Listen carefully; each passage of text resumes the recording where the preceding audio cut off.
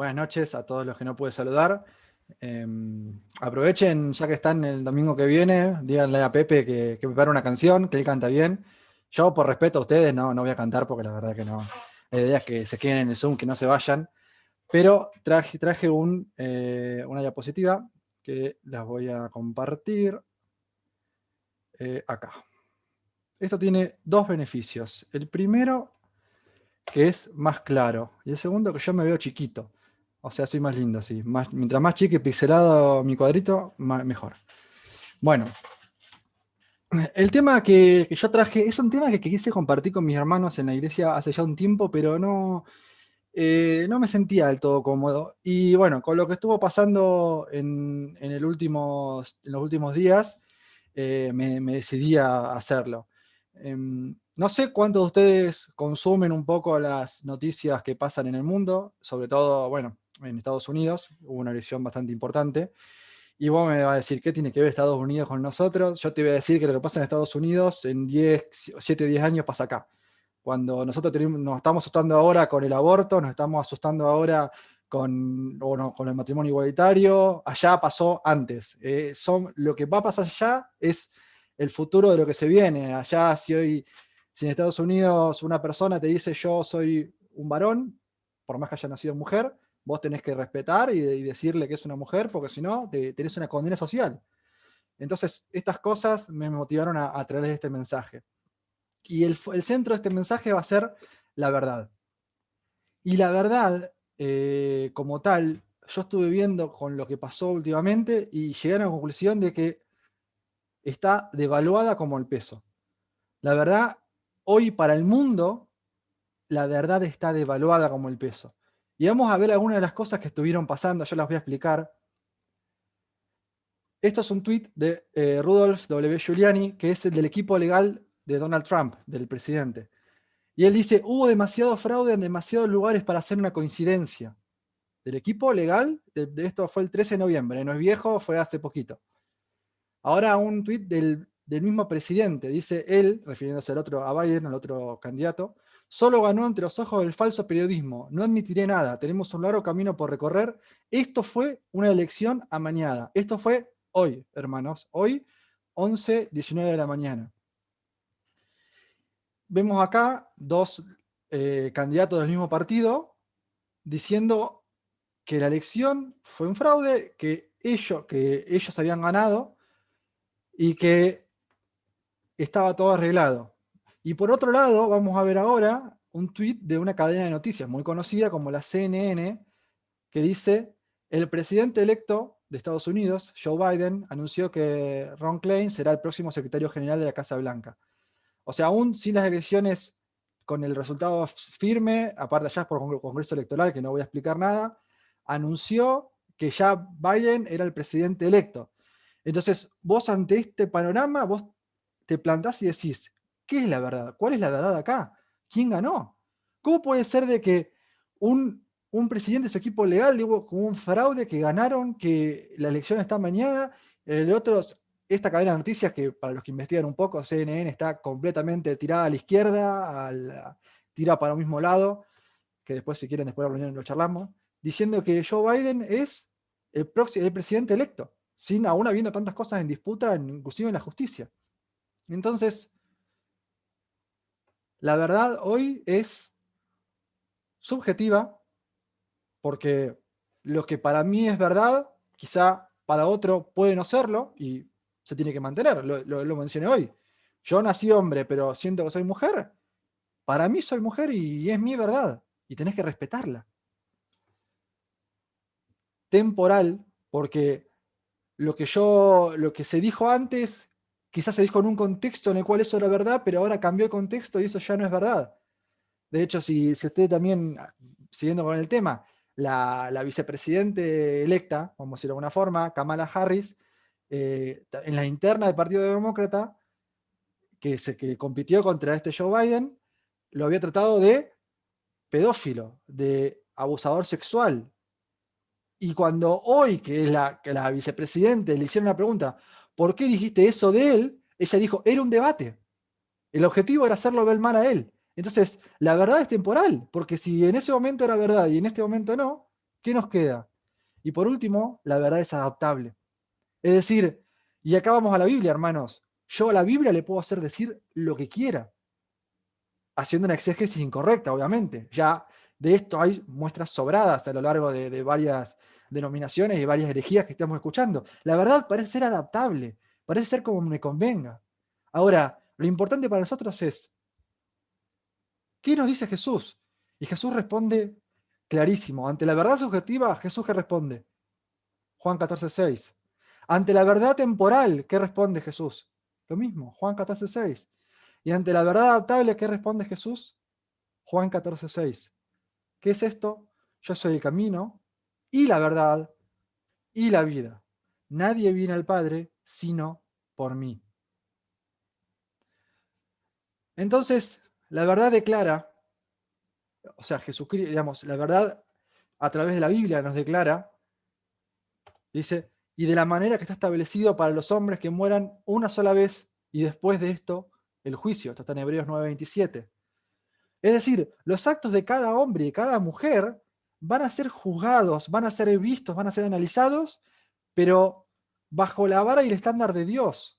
Es decir, si nosotros cometemos una infracción, depende del fuero, somos juzgados, fuero civil, comercial, penal, y somos juzgados bajo el código que rige nuestro país. Pero acá habla de un juicio y que Dios va a ser el juez. ¿Y cuál es la vara y el estándar de Dios? ¿Cómo vamos a ser juzgados? ¿Qué va a ser juzgado? Dice la Biblia, hay 6 cosas que el Señor aborrece y 7 que le son detestables. Los ojos que se enaltecen, la lengua que miente, las manos que derraman sangre inocente, el corazón que hace planes perversos, los pies que corren a hacer lo malo, el falso testigo que esparce mentiras y el que siembra discordia entre hermanos. Esto está en Proverbios 6, 16 al 19. Y acá pongo un resumen de lo que vimos en ese versículo. Soberbia, mentira, violencia, malos pensamientos, maldad, generar conflicto. ¿Somos culpables de alguna de estas cosas? En algún momento de nuestra vida, en algún momento de tu vida, pensalo. ¿Fuiste partícipe de esto? ¿Fuiste soberbio? ¿Mentiste? ¿Fuiste violento con tus manos? ¿Tuviste malos pensamientos? ¿Fuiste malo con alguien? ¿Generaste un conflicto? Quizás por envidia, por celos, por odio. Si vos sos culpable de estas cosas, fíjate lo que dice el principio de versículos. El Señor aborrece, y 7 que son detestables, seguramente en nuestra Biblia dice abomina. Es decir, es un desprecio visceral que sale desde dentro del Señor y que está en completa disonancia, completamente opuesto a lo que es y dice y manifiesta la persona de Dios.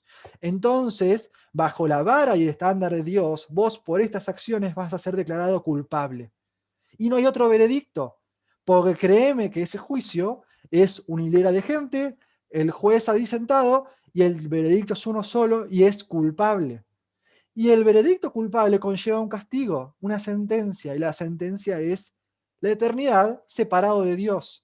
Y la eternidad separado de Dios es el infierno, es el lugar de tormento, creado para el diablo y sus ángeles. Dios no quiere que nadie vaya ahí, pero tampoco puede estar alguien en su presencia que haya hecho estas cosas, que haya cargado con esto, que cargue con esto. ¿Por qué? Porque ante su presencia no puede haber nada impuro, no puede haber nada malo, no puede haber nada que tenga esto. Entonces, la mala noticia que te quiero dar hoy es, vos sos culpable y esa culpabilidad conlleva que vos no puedas estar en la presencia de Dios, no puedas ser partícipe del cielo y tu destino sea de condenación eterna. Ahora, si hay un abogado acá, quizás sepa lo que es esto, por ahí lo leyó hace rato, pero esto dice del latín, la ignorancia no exime del cumplimiento de la ley. Es un principio del derecho que indica que el desconocimiento e ignorancia de la ley no sirve de excusa porque rige la necesaria presunción o ficción legal de que, habiendo sido promulgada, han de saberla todos. En criollo.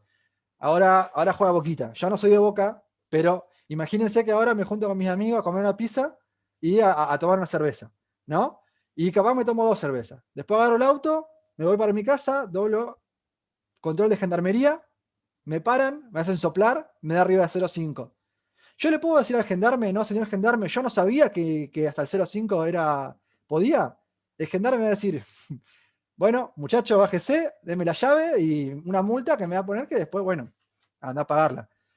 O sea, yo no puedo decir que por no conocer la ley puedo ser inocente. No es un justificativo. Entonces, ¿qué afecta esto para con nosotros? En que ningún ser humano puede declararse ignorante en cuanto a la existencia de un Dios creador. Ninguna persona puede decir, yo no sabía que había un Dios.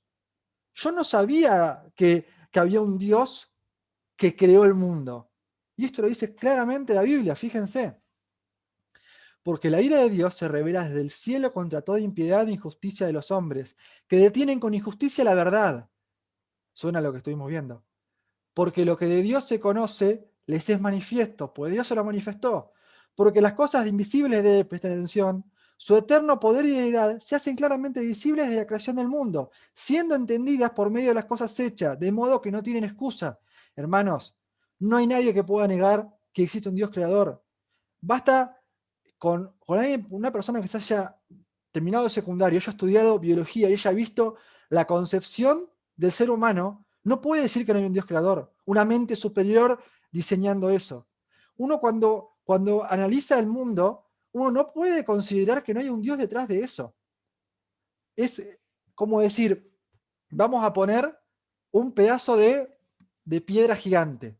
Le mandamos dinamita al taco, que explote y después ventiladores para que todo el polvillo gire, se remoline. Y lo dejamos miles de millones de años para ver si se forma el David, esa gran escultura, ¿no?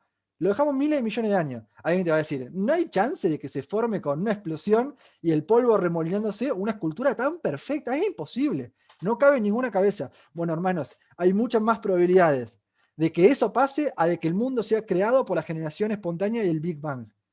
Hay muchas más probabilidades de que suceda eso, de que la vida sea generada espontáneamente por el azar. Entonces, si una persona dice, yo no creo en Dios porque considero que somos producto de la gran explosión y de la evolución, esa persona es un fanático. Y yo les digo algo, envidio la fe de esa persona, porque se requiere más fe para creer en eso que para creer que hay un Dios creador justo y que nos va a juzgar a todos. Entonces, ningún ser humano puede declararse ignorante en cuanto a la existencia de Dios.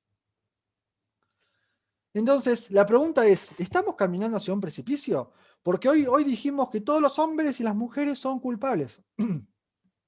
Todos merecen el castigo, todos merecemos ese castigo que hace el infierno. Entonces, estamos caminando hacia un fin que es de muerte. Fíjense lo que dice, el que practica pecados del diablo, porque el diablo peca desde el principio. El que practica pecado es del diablo.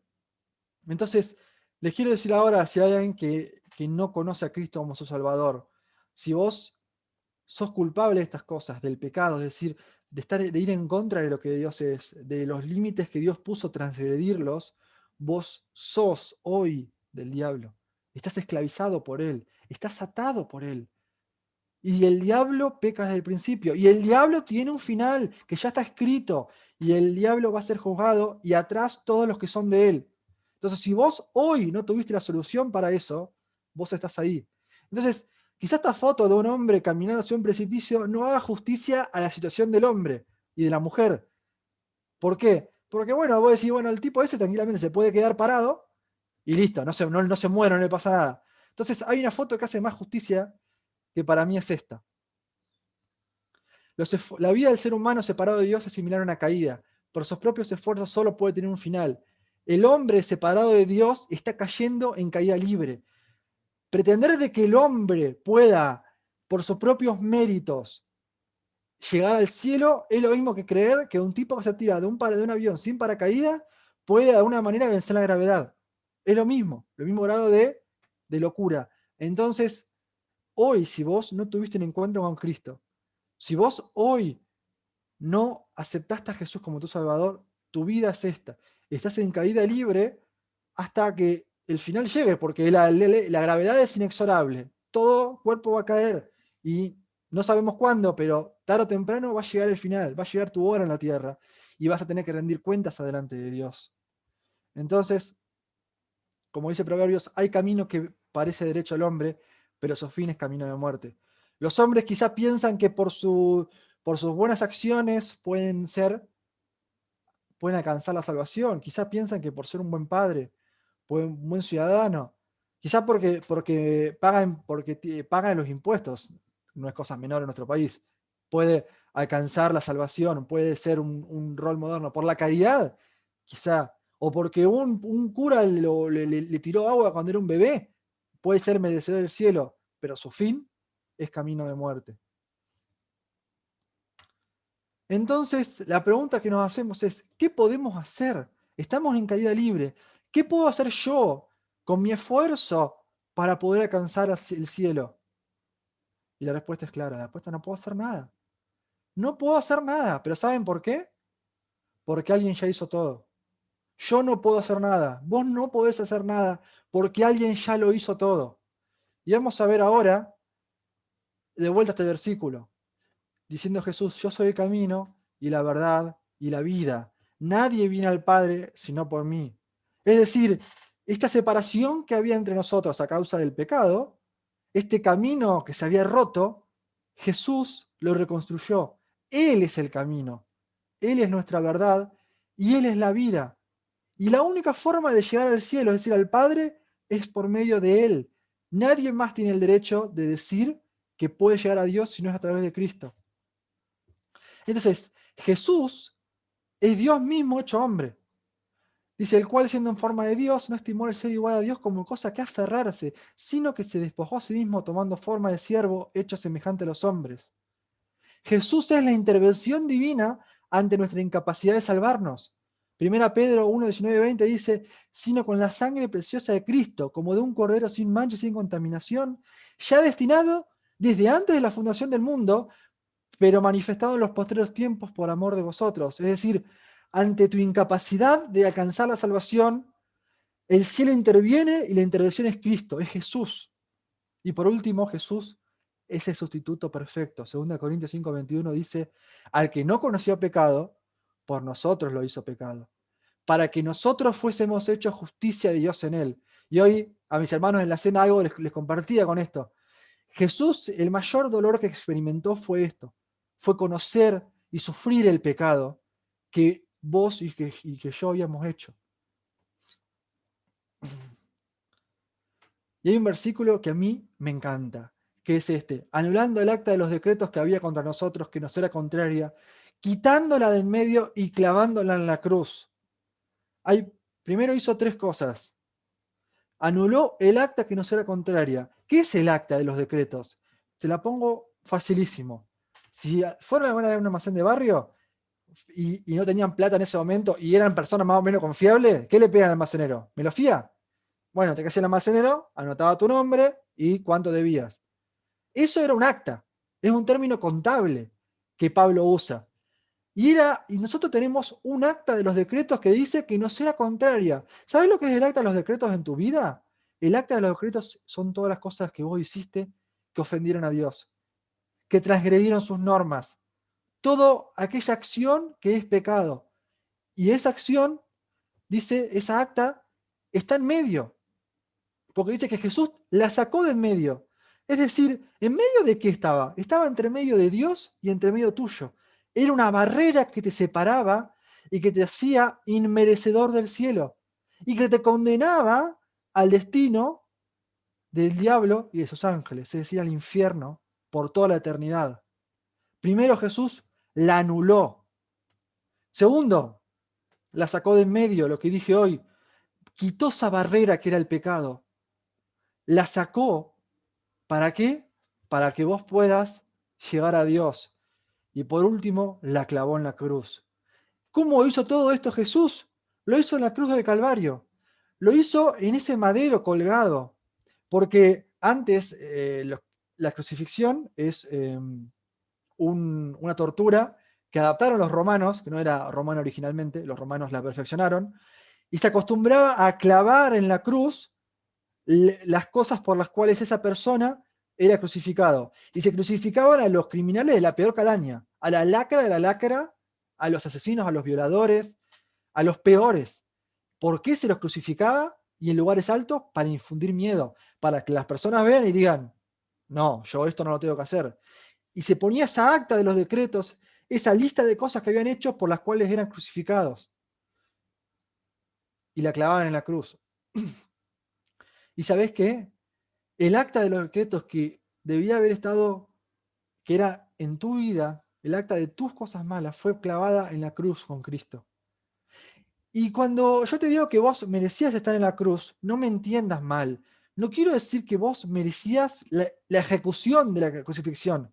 Y escuchame bien lo que te voy a decir. Ojalá sea eso lo más malo que te pueda pasar.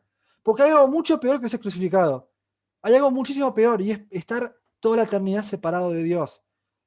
Es muchísimo peor. ¿Y sabés qué?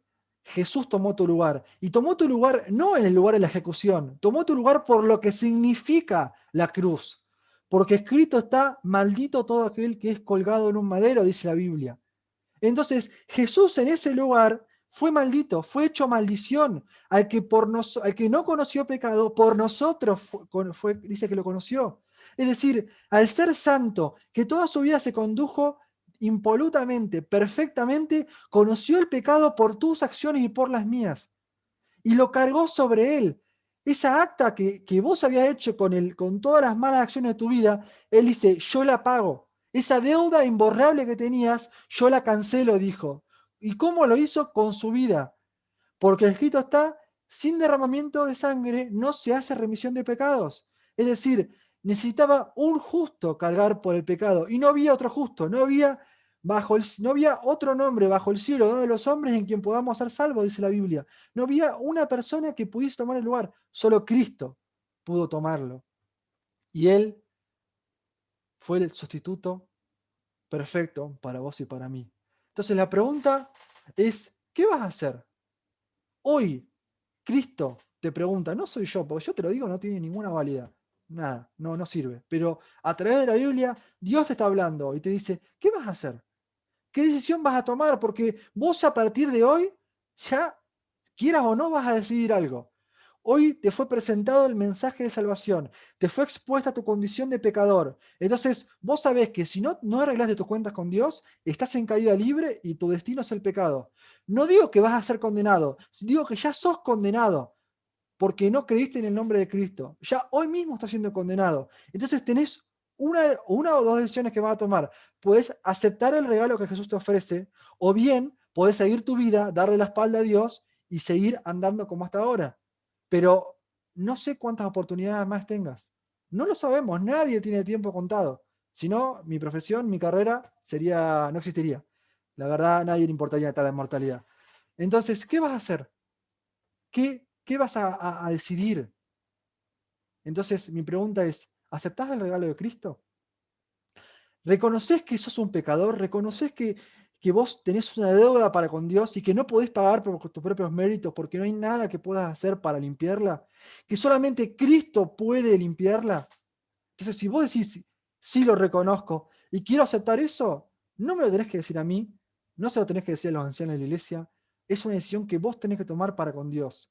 Y es que algo que te invito a hacer ahora, es algo que te invito a que vos en el silencio de tu corazón, ahora o quizá cuando termine la reunión, pero en el silencio de tu corazón le digas a Dios, Dios, yo sé que soy un pecador, yo sé que hice cosas malas y que te ofendieron, me arrepiento de eso, acepto el regalo que Jesús hizo en la cruz por mí, que Jesús me da. Acepto que Él tomó mi lugar y lo recibo como mi Salvador. Si vos le decís eso a Dios, Él te promete, no te lo prometo yo, que a partir de hoy vos sos un hijo de Dios. Y esa barrera, esa acta de los decretos fue anulada. Esa deuda eterna fue pagada. Cristo en la cruz del Calvario gritó, consumado es. Es otro término contable, quiere decir, la deuda está saldada. Él murió en la cruz, pero no se quedó ahí, Él resucitó. Y esa resurrección te promete que vos un día vas a resucitar. Si a vos te toca hoy cerrar los ojos acá, vas a abrirlos en el cielo si tomaste esta decisión. Entonces, ¿qué vas a hacer? Bueno, está en vos. O aceptás el regalo de Cristo o le das la espalda a Él. Y conocerán la verdad, hermanos, no lo que el mundo conoce como hoy, no la verdad evaluada como el peso. Conocerán la verdad y la verdad los hará libres, Juan 8:32. Entonces, la decisión es clara. Mi pregunta es, ¿qué van a tomar? Le hago una pregunta, tengo un ratito más, unos 2 minutitos más, Bueno, entonces sigo ahora y ya esto es un mensaje más para mis hermanos. Fíjense esta escena, esta charla. Estando Jesús hablando con Pilato. Le dijo entonces Pilato: luego, ¿eres tú rey? Respondió Jesús: tú dices que yo soy rey. Yo para esto he nacido y para esto he venido al mundo, para dar testimonio a la verdad. Todo aquel que es de la verdad, oye mi voz. Le dijo Pilato: ¿qué es la verdad? Y dígame si no es lo que el mundo se pregunta hoy. ¿Qué es la verdad? ¿Quién tiene la razón? Hermanos, nosotros no tenemos la razón. Dios tiene la razón a través de la Biblia. Entonces, ¿qué decisión podés tomar hoy? Bueno, espero que no sea como Pilato. Espero que no salga de acá diciendo qué es la verdad. Espero que abraces la verdad y que le digas: Cristo, quiero que seas mi verdad. Y a mis hermanos les digo: nosotros que conocemos la verdad, que experimentamos la verdad, que disfrutamos la verdad, ¿qué podemos hacer? Seguir la verdad. Pero cuando venga el Espíritu de verdad, Él os guiará a toda la verdad, porque no hablará por su propia cuenta, sino que hablará todo lo que oyere y les hará saber las cosas que habrán de venir. Juan 16:13. Hermanos, el mundo pinta un panorama feo. El mundo pinta un panorama desolador, de mal en peor. Los tiempos se van acercando, las acciones que van pasando invitan a pensar que lo que todos sabemos que va a suceder pronto. Entonces, ¿qué podemos hacer? ¿Asustarnos? ¿Encerrarnos? ¿Llorar? Cuando venga el Espíritu de verdad, Él los guiará a toda la verdad, porque no hablará por su propia cuenta, sino que hablará todo lo que oyere y les hará saber las cosas que habrán de venir. Hermanos, escuchemos la verdad a través del Espíritu de verdad que Dios, en el momento que en el momento que aceptamos a Cristo como Salvador, puso en nuestros corazones. El sello del Espíritu hasta el día de la redención de la posesión adquirida, dice la palabra. Hasta el día que ese sello sirva para que nosotros podamos entrar al cielo. Escuchemos al Espíritu que nos va a guiar a toda la verdad y podamos seguir el camino que Cristo nos trazó y que usemos como guía al Espíritu que Él envió para que podamos hoy, mañana y hasta que nos toque cerrar los ojos acá, dar testimonio de la única y la verdadera verdad. Amén.